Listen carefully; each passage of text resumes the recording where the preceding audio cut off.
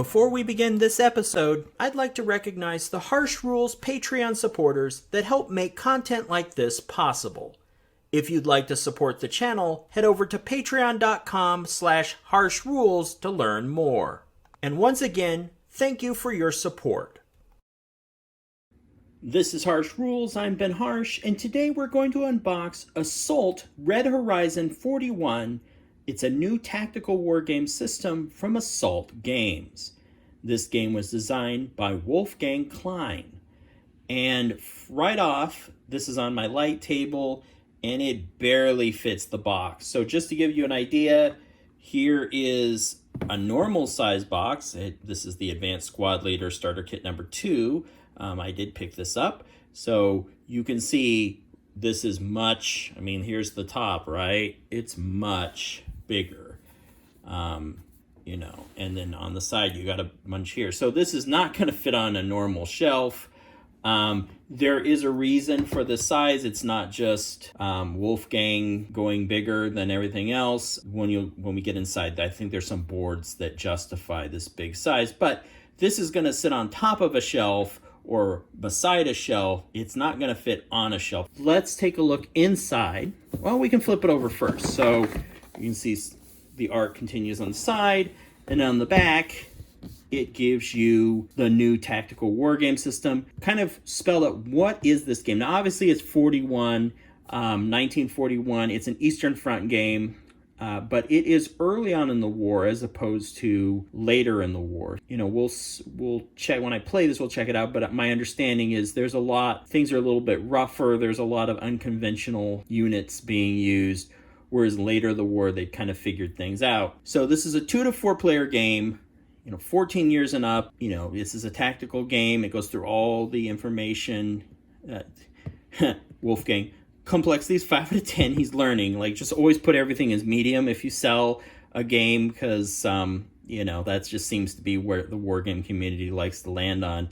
I think this is actually a simpler game than what you'd find from GMT. So this may be, for newer players, this may be actually more accurate. We'll find out. My sense is that this is not as super complex as some of the other games that are also medium at GMT and whatnot. So what makes this thing big, I think, is the 9 double-sided geomorphic maps. I think that those map pieces, you can make a pretty good sized map, I guess, when you get to later scenarios.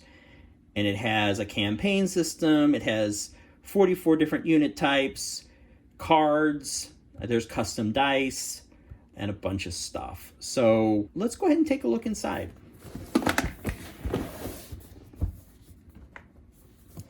So we open this up, if I can get the top off. We can see here, you have once again, for size reference, it's almost double-side game. So you got your rule book, nice full color rule book, lots of examples, highlights. After having suffered through some of the kind of antiquated Advanced Squad Leader Starter Kit rules, it's always nice to see more modern wargame rules where it's they understand breaking up sections, clearly labeling where rules are. So this will hopefully not be quite as painful as that. See, there's custom dice. We'll get to them, but there's some symbology on there. So really good stuff. Oh, and here we go. Hall of Fame. This was, I think, originally a Kickstarter. So these are probably folks that are the big supporters. So that's coolness, right? So yeah, nice rule book. We'll put this off to the side. We've got, and they're already coming out, we've got some counters. You can kind of see rifles 41, 76 millimeter RG. Got some veterancy tokens. Whoa! And they're ready to come out. So you're not going to have hanging threads or anything. These guys will pop out very nicely because they are already coming out. So let's look at some of the other things here. We'll just take a quick peek. Maxim machine guns. So one thing right off the top, I'm looking at this, is they are basically art focused. You have the Red Star for Russia. You have the name of the unit, and then I'm guessing this is the facing, is the little arrow. But there's no real stats on these. And I'm curious how he's solving for that. I'm thinking he has them someplace else, or maybe it's so simple you don't need them. But I'm used to always having like a bunch of stats crowding the counter, so I'll be interested to see how that plays out. We got hardened, and then you got more of those. To keep going here because there's a lot of them. I was like, where's the Germans? Oh, they're all falling out. More Russian. Here's some tanks. See, here we got some cavalry. Whoa, cavalry. I'll get that in a minute. So there's some cavalry there.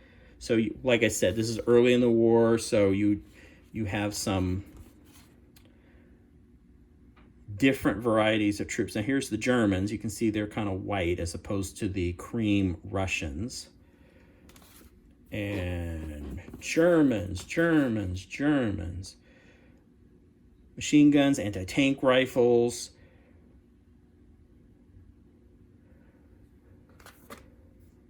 Recon teams. And these are really nice. It's hard when you're showing a video, you can't always feel it, but these are really nice tokens. So the production value on this is pretty good. There's a crap ton of these sheets. So you got a lot of counters. Nice art. So yeah, then we got this scenario book. So all full color, once again, very nicely done. Kind of clean. So we're looking at that. And then here's the campaign book, which it's really interesting. I'll have to compare it. I don't know if these are just the same as the scenario book linked. I think that can't be, because that would be a waste of time. I think this must be an actual campaign sectors, and you can play through it and there's flip past that really fast, but there's logs and experience that you can do, and here's the identification. I'll have to check that out. It definitely, you know, if you really get into this, you can play through a whole campaign, or you got the individual scenarios. I'm just not sure how much overlap there is. Maybe they're distinct and different. We got some player aids here.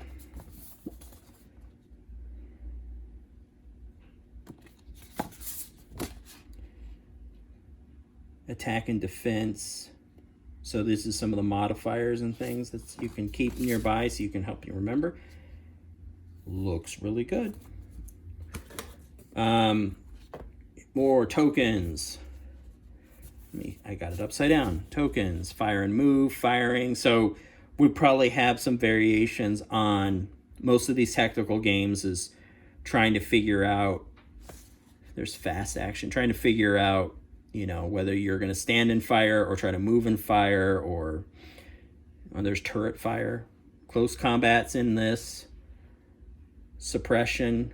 So yeah, we'll have to see how all those, I mean, this is all good tactical warfare stuff. It's just a matter of how do the rules treat that. So here's all these tokens that escaped and punched out themselves. Just move them over. So here's why the box is so big. It's these guys. It's these are double-sided boards. You can obviously, so this one's, you know, you got a road, you got some buildings.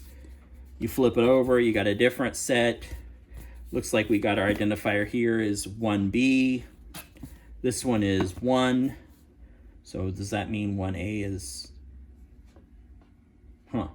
Anyway, and you got, you know, your coordinate system. So I'm guessing smaller missions, maybe you could just play on 1, and then when you link these guys up, you can make bigger and bigger maps. And these are pretty good size. So, and you have a lot of them. So if you link them all up, you can probably have a pretty big map.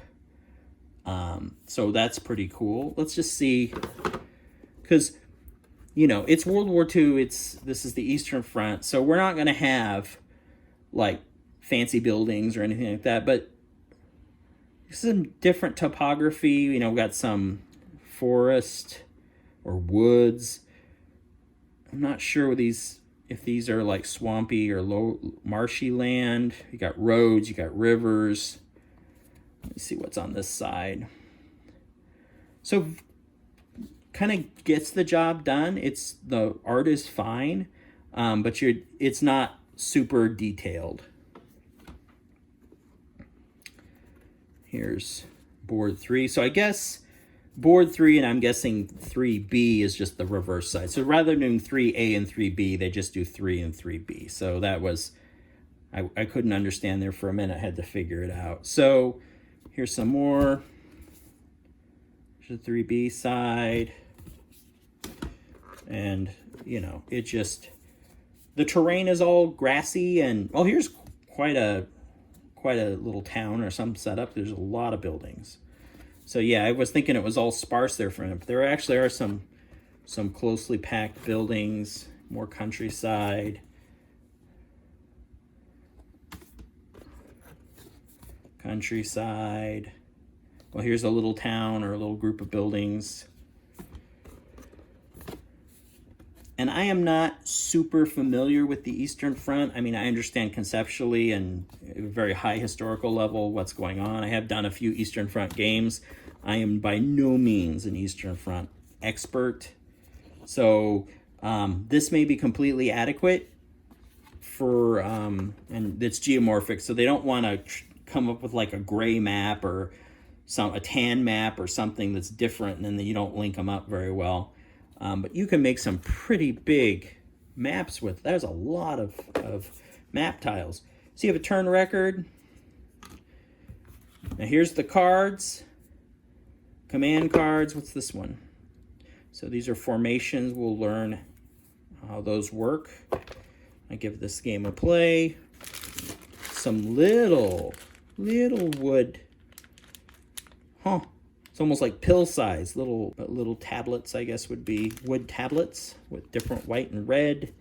Here's some standard D6s, one in blue, one in red. There's another punch thing that escaped. Here's the custom dice. They look pretty good. So you got that going for you. Now this one is trying to escape. Here's all the, if I can get this out, it's like a little bit, the weight of the box actually looks like it flexed and crushed down all that weight on top of it, the little trench divider. So here we got some little tokens, like a little whistling guy. I'm guessing that's an officer or something. Whoop. See, everything just wants to come out. And that is it. So I am going to take a look at the rules and see how this plays and let you know what I think. Okay, so we're back, and I've set up the introductory scenario for infantry for this game so you can get a sense of how does this thing actually play. Let me kind of walk through how this introductory scenario works with the setup and some of the game mechanics to give you a better sense of what's going on here. This introductory scenario just uses one of those big tiles. So this is map tile number 3, and it just has 6 units on the board. So there's 3 for the Germans, 3 for the Russians. They're more or less very similar. You've got the Germans have 2 rifle squads and a heavy machine gun, and the Russians have 2 heavy rifles and a Maxim machine gun. And then this is an objective marker here in the center. This is a very simple, just for you to learn the rules. Like your objective is by turn 6. So here's the turn track here at the top. You need to have taken over that hex there on the road. The idea behind this, and it's very well done, is to strip away all the extra rules and just kind of ease you into the game so that you can play. So let's talk about some more of the setup as far as we have these counters. And what you'll also notice is this game, while it comes with reference sheets, the stats are not printed on the counters. The stats are actually on these cards. It's kind of neat. You draw the card that you need for your units that you have on the boards.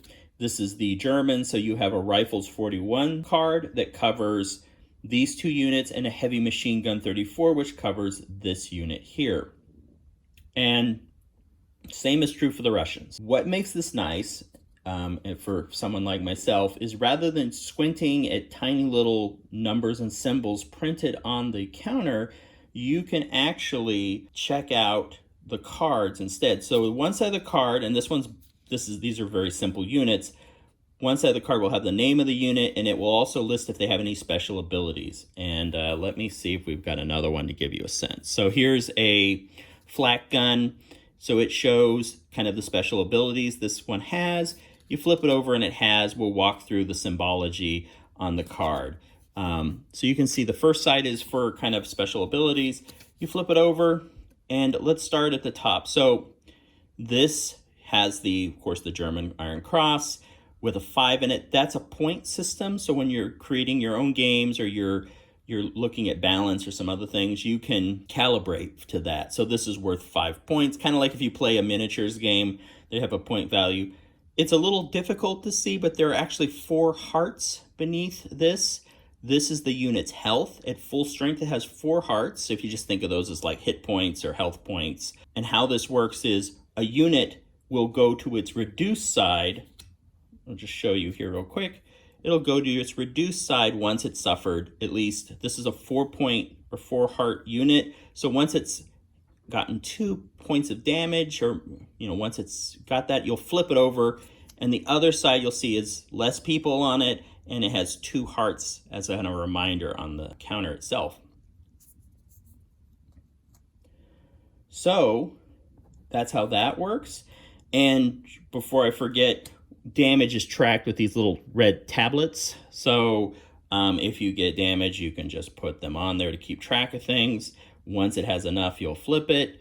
And that's kind of how that works. The white tablets are for smoke, just to cover off on that.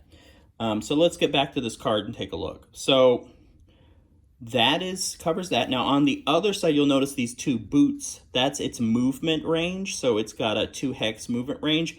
There is terrain on the map, so some terrain will cost more than 1. So, if you need to enter something, you might only be able to enter 1 hex with this unit.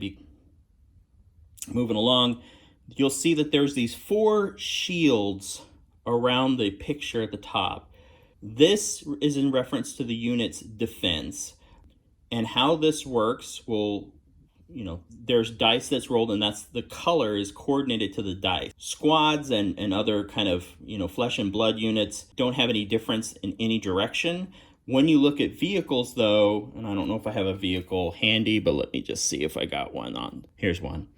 So you can see on vehicles, there's different, colors depending on, the facing of the vehicle. And we've seen that in other games. So that is that way you can have armor in the back or not armor in the front and things like that that becomes a play factor. So just to give you a sense of how that works. Back to our card, the bottom is the attack and range. So you'll see that this is divided into the top row is armor, the bottom row is infantry and ordnance. If you go through, you'll see that the 0 range is close combat, and there's the color of dice that you can use for each of those. For a flesh and blood squad unit going against a tank, you can only really do something in close combat. These other ones you cannot. So tanks are pretty powerful against infantry, which makes sense. Down here, though, you have the ranges. So at up to 3 hexes, you get to roll those dice. Up to 6 hexes, those, and 9, those. That's pretty much for the card. Now let's talk about the dice. So the dice, I've got some here at the top. Let's bring them down a little bit closer just so we can get a better look at these. The dice are all colored and colored by strength. So there's some things you got to memorize in this game. The kind of trick to this that I used is Roy G. Biv. So this is all sequence based on the spectrum. So red is the strongest. If you know your Roy G. Biv, it's red, orange, yellow, green, blue, indigo, violet. There's not a dice for each color of the spectrum, but they're ordered that way. So red is the strongest, then yellow, then green, then blue. And what makes these things different, just to walk through it, is when you're rolling dice, obviously you got a blank side, which is a miss. These bullseyes are hits. This X is a symbol for suppression, so that's a suppression mark. And there are other ones. Now, this is the weakest dice, so you'll see that there's like 3 sides that are blank, so it's pretty hard to score a hit on those, so that's weaker. When you get up to these higher dice, like let's look at the top one, you have double hits.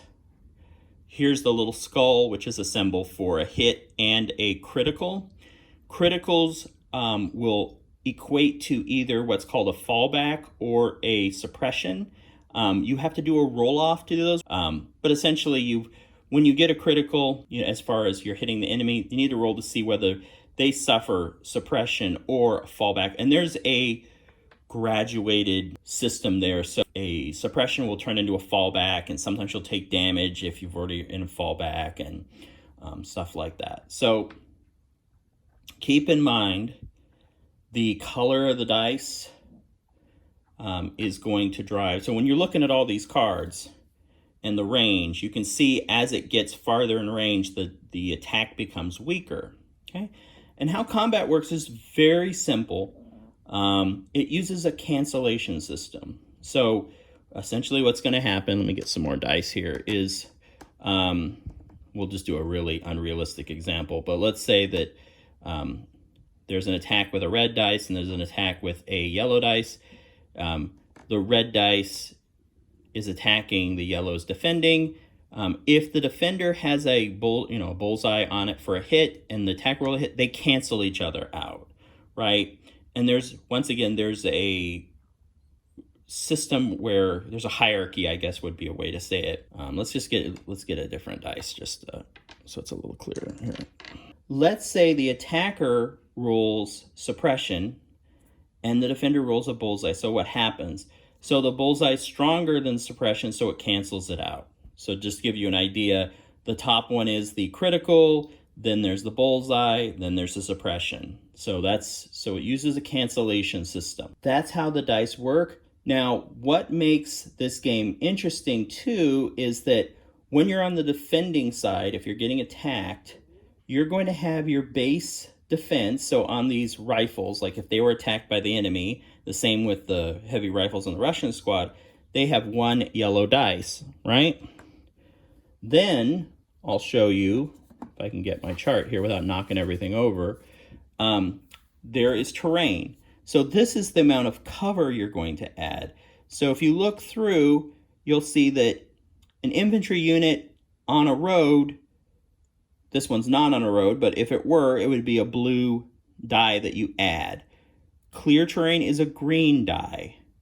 Farther down, you got more cover, you get more dice. And that gives you more chances for cancellation.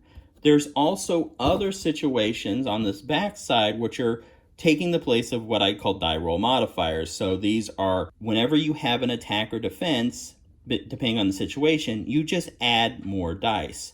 So you'll see here at the bottom, there's also a equality component to this game, not in the introductory scenario, but later, where you're going to have, if you look here, you have recruits, hardened, veteran, elite. So essentially, if we scoot this out just a little bit, like when a unit is just a normal unit, it doesn't have any experience, right? It's just regular. It's basically a typical unit. So here on page 6 of the rulebook, it shows your levels and the effects. So from before, the recruit actually is more likely to suppress, which makes sense. A regular unit with no marker, there's no effect. And then hardened and veteran units get an extra blue dice to roll. And an elite unit is immune to suppression. So that's how that experience system works. Farther up a scale of experience, you're actually going to get to add additional dice to your pools. And that's really what it's all about, is for combat, you're both building your dice pools and then you roll. Let's see what else we can talk about. The other thing that makes this a little bit simpler is there is no stacking per se. So let me move this out of the way. So there's no stacking in this game other than in very rare situations. When other games, like we were just looking at ASL, I mean, that one has stacking. A lot of games have stacking. And what that means is you have multiple units in a hex, and you're trying to keep track of the stack order. And, when you have a big game going, you've got to keep track of, okay, so who's carrying the support weapon or some of that kind of stuff. This game is very simple. One hex, one counter.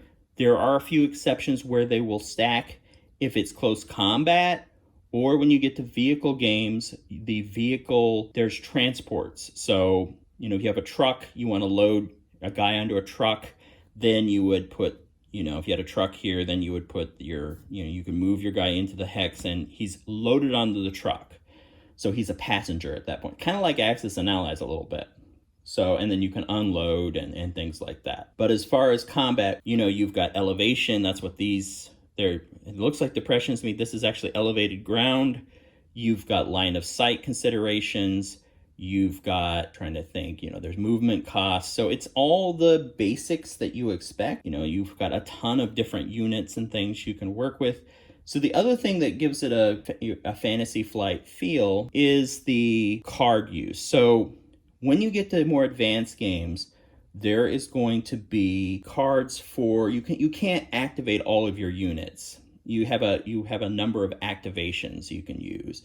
And there is some randomization as far as when you bring units on the board. So some games seem to have, you're going to draw some cards, and they're called formations, and they're going to tell you the units that you have and things like that. And I haven't got that far into it yet, but this is a Soviet formation, so you can see that there's different units for that. And some of that's used for setting up. Some of that's used to kind of randomize it so you don't always know who's coming on when.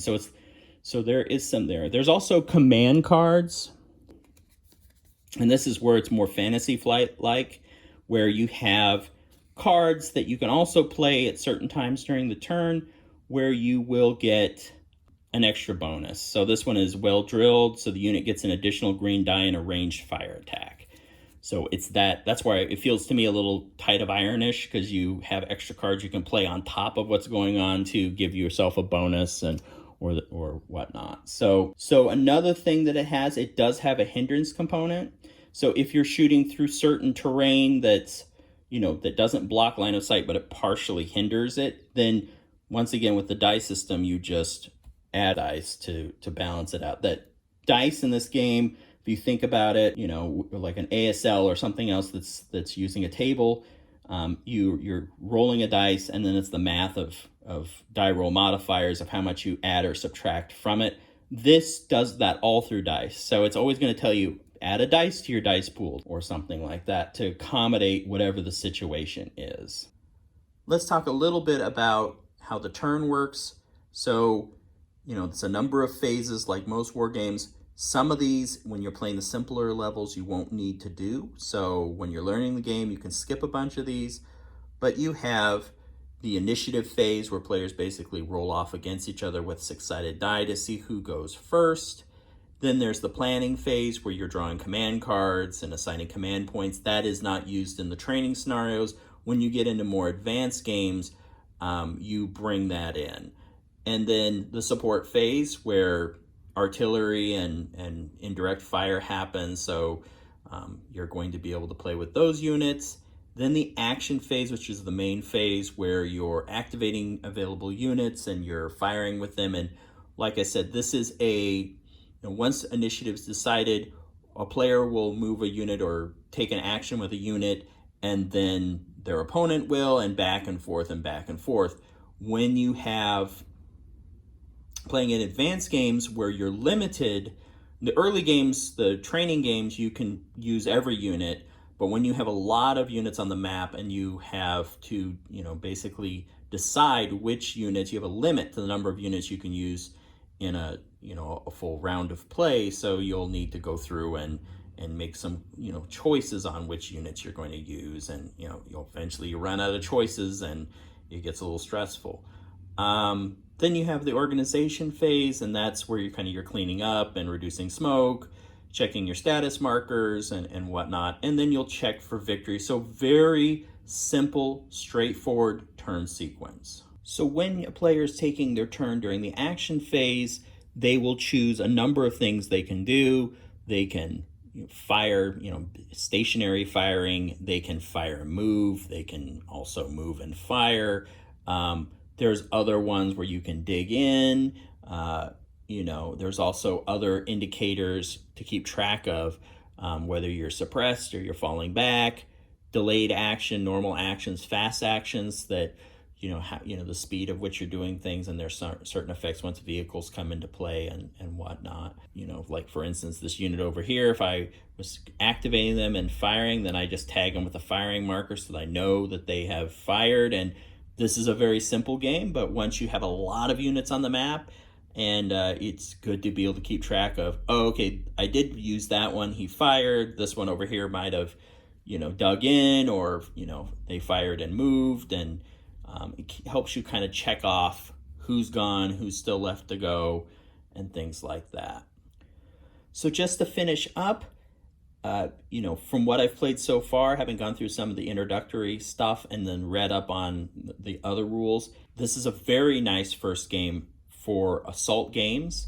Very straightforward, very user-friendly for people that may not want to be buried in tables and math. But once you get the hang of things, and you get into a rhythm, very straightforward and very approachable. So even if you are not a hardcore gamer, or if you're one of those poor war gamers that is trying to enlist somebody to play with them, this is the entry level here is smooth enough that you should be able to, draft people a lot easier than you can into trying to explain a C or combat results table to folks or whatnot. It's colorful, there's dice, you roll, cancellation. All the concepts are very simple to understand. So if you are looking for another game or you want to get into wargaming, this is a nice place to start. The game can be somewhat customized easily so that you can make it gradual for folks that are, or even yourself, if you are not ready to bolt on all this stuff. You don't have to know everything in the rule book before you start playing. You can start playing, and then as you get experience, you can add stuff on or pull things back depending on the situation. Like I said, this game is classified as medium on the box. I would say that's medium when you have everything implemented. So a lot of people should be able to get in and enjoy this. This game is from a brand new game company located in Germany. So this, you will not be able to just roll down to your local hobby store and pick this up. You need to go to the Assault Games website, and then you can order a copy. You'll need to have it shipped from Germany. It is fully translated in English. You won't have to worry about translating from German. The translation is great. I read through the book, had no problems whatsoever. Very fluent. So, which is a nice change from other foreign games I've got, where I can tell it's been translated and it's kind of clunky, and you're already dealing with war game rules which are not smooth. This one is very easy, very well written, lots of pictures and things to go through. So if you think you would enjoy this, go check out their website, and you can order a copy and have it shipped out to you. I know that Wolfgang has another game coming, so if Eastern Front is not your thing, and I don't know how much I'm allowed to share about what he's working on, maybe it's common knowledge, maybe he's gonna save it for reveal. It's not Eastern Front, so if the Eastern Front aspect turns you off, just hang in there. There's another one coming which will be in a different theater that might appeal to you, but this is a nice Eastern Front game, simple to play, easy to get into. So if you're interested, check it out. And as always, I am Ben Harsh for Harsh Rules. Thank you so much for watching, and I'll see you on the next episode. If you found this video helpful, please give me a like and share with your friends. To be the first notified when the next episode of Harsh Rules becomes available, please hit the bell icon for notifications. And as always, this is Ben Harsh for Harsh Rules. Thank you so much for watching, and I'll see you on the next video.